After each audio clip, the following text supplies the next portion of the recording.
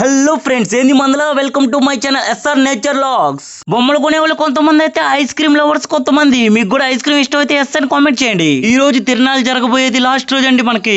అందుకనే మా ఊరి పక్కన ఉన్న చుట్టుపక్కల జనాభా అంతా ఇక్కడే ఉన్నారు. కానీ మీకు ఒకటి తెలుసా, భక్తి కోసం వచ్చేది కొంతమంది, కానీ అమ్మాయిల కోసం వచ్చే వాళ్ళు ఎంతో మంది.